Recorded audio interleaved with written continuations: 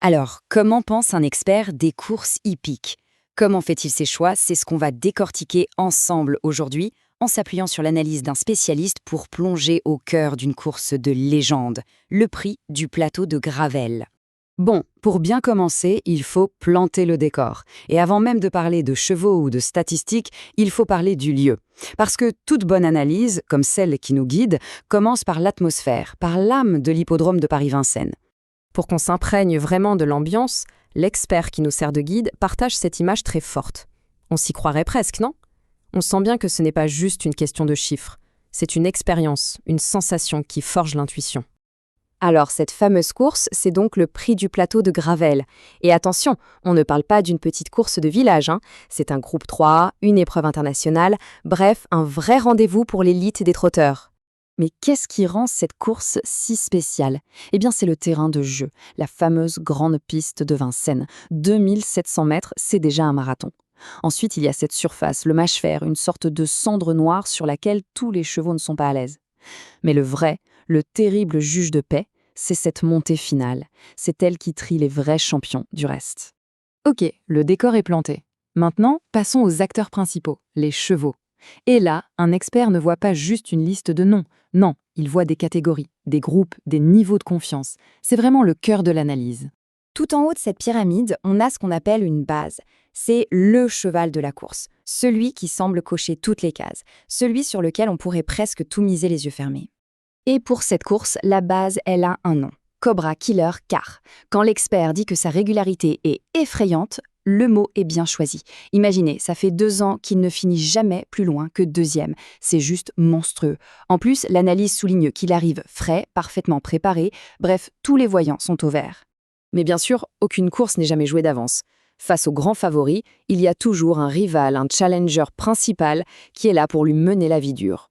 Pour bien mesurer le calibre de cet adversaire, regardez ce chiffre. Près de 700 000 €.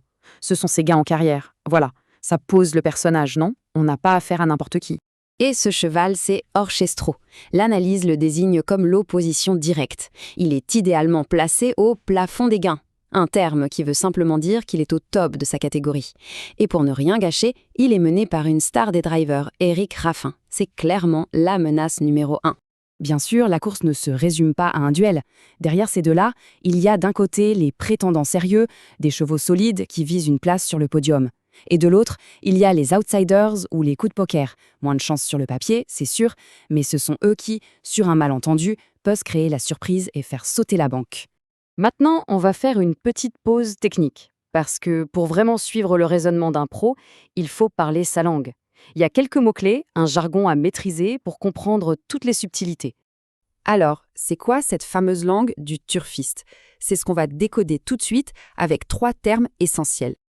Le premier mot, c'est la musique. Non, rien à voir avec des notes de musique. C'est simplement le CV récent du cheval.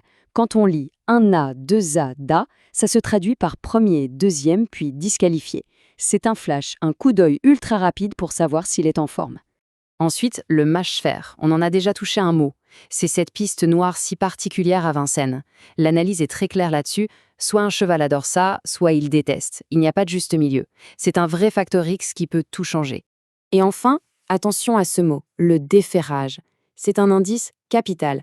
Quand on enlève les fers d'un cheval, c'est pour l'alléger, pour lui donner un petit plus de vitesse. En gros, c'est un signal très fort de l'entourage qui nous dit « Aujourd'hui, on est là pour la gagne, ce n'est pas une course de préparation ». Bon, on a analysé les concurrents, on maîtrise le vocabulaire.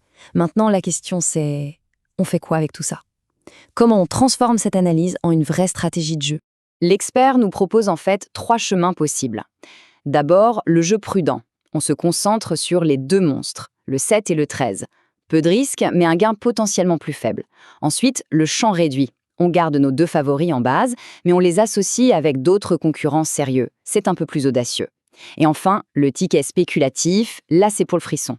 On y glisse 1 ou 2 outsiders en espérant la cote énorme. Alors au final, qu'est-ce qu'on retient de tout ça? Quelle est la grande leçon de cette plongée dans l'esprit d'un spécialiste des courses? La leçon, elle est simple, mais elle est fondamentale. Une course hippique, c'est bien plus qu'une simple équation.